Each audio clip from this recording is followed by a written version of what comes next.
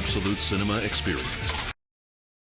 So I've seen two 4DX movies now, and I don't understand how it exists, really. I don't understand who's supporting it, besides me. Watched John Wick 4 last year in 4DX, and was not planning to ever watch anything again in 4DX until yesterday. Was going to watch The Wild Robot in IMAX, but theater, snafu, technological problem, and I got switched to a 4DX screening instead, which just reminded me of just what an incomprehensible format this is. So for those who are not familiar, I'll describe the setup. I'll provide a diagram to illustrate the features, you could say, of these seats. So the seats in my theater were just like the ones in that picture, visually. The seats themselves, not comfortable. You can't really sink into them. As a matter of fact, they're pretty slick and you can kind of slide a little bit when the seats pitch and move around and whatnot. As I understand, there are some places that have chairs that let you dial in the settings a little bit and make some of the movement less extreme, but these chairs at my theater do not have that, so I got just the full experience. And if you're wondering how much motion these seats have, they do come with seat belts, and sometimes it feels like you need them. Before John Wick 4, actually, there was a trailer for some, mediocre action movie. It felt like I was going to get dumped out the front of the seat because part of the trailer had like this car crash in it. And like the seats like pitched forward pretty heavily and were shaking around, and I was not ready for it. I don't really understand how that contributes to the experience or to immersion for whatever that counts for, but that is a feature. They roll and sway and twist, heave, pitch, right? Like those different elements right there in that picture. So it can move in any 3 dimensions. It takes advantage of it at different points. In a movie like The Wild Robot, where the motion was a little less extreme, it doesn't do quite as much tipping, right? Like a car crash is more extreme motion. But nonetheless, there are plenty of times during the movie where the seats are moving much more than it seems like they should to match what's happening on screen. The co-worst feature to me is the back tickler over there. It's kind of hard to describe because it's not a visual component of the chair. They're basically like 2 little nubs inside the chair. They are kind of like below shoulder blade level, like right below. To replicate the sensation, you can grab a friend, you can ask them to basically do this right into your back, about, right below shoulder blade level. And that's about the sensation you get from the back ticklers. They have a little bit of articulation. They're not always that intense, but they certainly are sometimes. During John Wick, got a lot of those. I get that some movies could benefit from being roller coaster-ish. I could imagine some movies where you're like swaying, twisting around, whatever, getting something out of it, I guess. I don't think I ever could, but, it's possible, I suppose. But the back ticklers, like, I just don't understand what they're supposed to, how they're supposed to replicate anything or immerse you in what's happening on screen in a positive way. For John Wick, again, because it utilized the back ticklers the most. Presumably, the idea would be you make impacts feel a little bit more visceral, right? If someone, like there's a scene in John Wick where he's falling down the stairs for an extended period of time. I could imagine having like some devices or whatever, some kind of physical movement in the seat that like rumbles you a little bit more, maybe like makes that reflects like falling down the stairs, getting like a series of impacts on you. Light impacts, of course, because you don't want the experience to be unpleasant. I think obviously falling down the stairs, not fun, very painful, but you probably don't want to experience pain in a movie because the whole point of watching a movie is that it's not actually happening to you, so you can enjoy some unrealistic things. The back ticklers don't do that because they're just 2 points of articulation, like on the seat. It's not like they can even fully describe the seat. It's just 2 points. There are a lot of scenes where John Wick gets kicked or hit or whatever, or villains, and it just like kicks you in the back. Like it's so useless. It doesn't describe the scene in any way. In The Wild Robot, there was the one scene that I can remember offhand that used the back ticklers. Someone gets like kicked across a distance and falls down on the ground. And it just activates the back ticklers, and it's just you get kicked in the back a little bit as someone falls on the ground. It's just not descriptive. It's really annoying, actually. This is the other co-worst feature, the air shots. So it's hard to tell from that screen because there's not a lot of detail in that image, but there are basically two air holes, earish level, and they just let out these like pneumatic jets of air, presumably kind of in sync with some event that's happening on screen. In John Wick, again, this was mostly utilized for like bullets passing by, which kind of makes sense in theory. Like I get the idea, but it's so loud. It's like you can hear like the jets activating, like the psst as they like shoot off. And it's like a little auditory jump scare that's outside of the movie. It's just like right next to you in real life. They activated Plenty in the Wild Robot as well. It's like a completely separate audio element from the movie. And I don't understand how that's immersive to have just like this extra thing like outside of the movie just pissing you off right next to your head. There are little water jets somewhere in the theater. I don't think they're on the seat in front of you. I think they might be like somewhere up in the rafters or whatever. And they'll just spritz you with water a little bit in some scenes, like if it's raining or water splash or whatever. I don't understand what the motivation is for that. Like I've never watched a scene where it's raining and thought like, oh, I don't buy that. It can't be raining possibly, right? I must need some water on my face to believe this. Like it just seems like another thing outside the movie. That's just a reminder that you're watching a movie. The one positive thing I've experienced from 4DX is the little sensor there, or not a sensor, whatever, the dispenser on the front that spits out something that smells like things. And in John Wick, there's a scene with Cherry Tree Grove. And the moment where you're in there, it put out like this nice little like cherry smell. And it was kind of lovely. I really like that one short moment.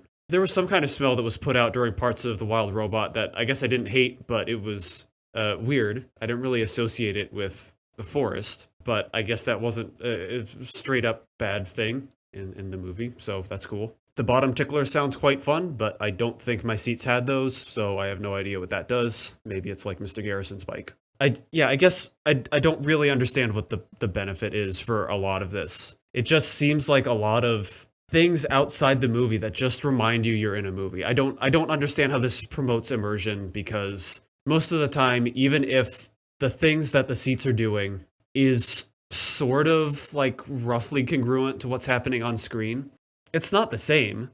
And it feels to me like a lot of the time, what's happening on screen is not something you actually want to experience in person. So I don't know why you would want to be immersed in it to that degree, even if it was realistic.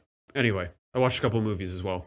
First one, talk about Megalopolis a little bit. Genius artist Caesar Catalina seeks to leap the city of New Rome into a utopian, idealistic future, while his opposition, Mayor Franklin Cicero, remains committed to a regressive status quo.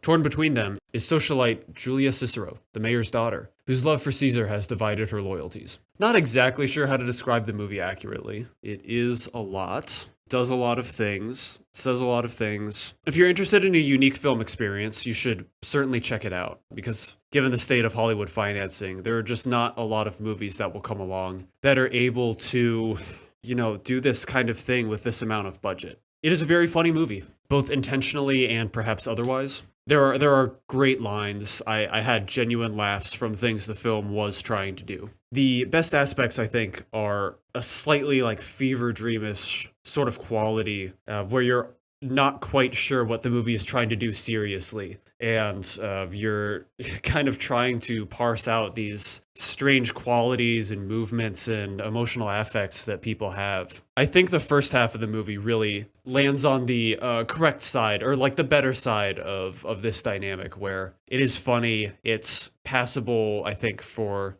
satire of the rich and satire of a certain like idealism that's not very grounded in reality. It's the bizarre qualities of people's strange ideas and the way they communicate things feels like it could be poking fun at them. But personally, I think as the movie goes on, really like in the second half, it just becomes harder for me to believe that it is actually satirizing something. And it makes me feel more like the movie wants to commit to its ideas. And I think there is an interesting satire potential in the movie. And I would certainly be willing to hear arguments that it is succeeding at what it's doing, that it is actually satirizing the whole way. I just have a hard time believing that, given the way it goes in the second half. And while there are still some humorous moments, like all the good lines and the funny moments are not from the first half. There are a number in the second half that I got a kick out of. I just don't think that its strength is as concentrated as it was in the first half. It's easy to focus on all the weird stuff, but I do think there's a good amount of technicality to praise. I think a lot of set decoration is really nice. colors have great moments, like some of the like the cyan and pink during club scenes, or the blue and red or whatever. The editing at times has like a Soviet montage sort of quality where it's conveying emotion rather than literal events and trying to reinforce Adam Driver's mental state, and it contributes to that fever dream quality that is a highlight of the film in the first half. So there are certainly positives, I think, to focus on besides just the movie being weird. Certainly good craft that's going into it as well. So this is certainly not a movie I hated by any means. I got tired of sitting through it towards the end. Nonetheless, I would call it worth seeing. I do not regret seeing it. Don't really know if I want to see it again, because like I said, the second half's a bit of a slog, but no regrets, I would recommend it. Then I'll also talk for a bit about Transformers One. For context, I know basically nothing about Transformers. Well, I mean, now I do, but going into it, did not. Never seen the live action movies, not any of them. Also hadn't seen the series, didn't play with the toys or anything like that. I knew who Optimus Prime was, I knew that Megatron was a character, and I knew the name Starscream from something. Oh, and I had heard of Bumblebee, because, right, that's the name of a movie. That was, I think, everything I knew. It did take me a little bit to get on board, not because the universe is inaccessible, more just because some things the movie does the way it is. Eventually, I kind of got on board with the universe, had fun with the lore, wondering where things were going. I like some design choices, the transformations, especially the one bit with, the half transformations, as some people are trying to figure it out. I like the design of the villains. I liked the implications of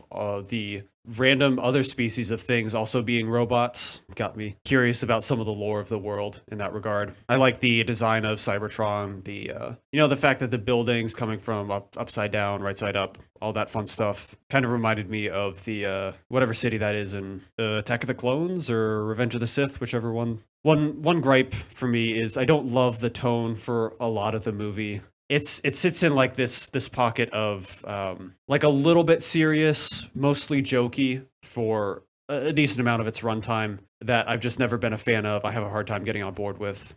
Also, I just don't love a lot of the jokes in the movie. I don't think it's straight up unfunny. There are a number of jokes that I wish just weren't even there. But I get it for tone reasons. I think it probably starts out with a couple too many things happening too fast before we're ready to get settled. But one of them is that race sequence, which I think is nicely intense and feels like the odds are stacked against them, as it should. It's not a waste, but I just think it takes a little bit too long to feel settled. The animation is largely fine. Faces look very strange, at least among the mining bots and Sentinel Prime, for instance. But besides that, there are some nice color moments, some accents in battles, and I already mentioned the city. I like the aesthetic of the city and the villains. The main good quality of the movie to me is Act 3, which is fantastic. Well worth sitting around for. The movie really just gets better as it goes along and builds up momentum and pays everything off beautifully. Brief spoiler section about Act 3, a couple things specific that I really liked about it. One involves Megatron's arc, and honestly, Megatron,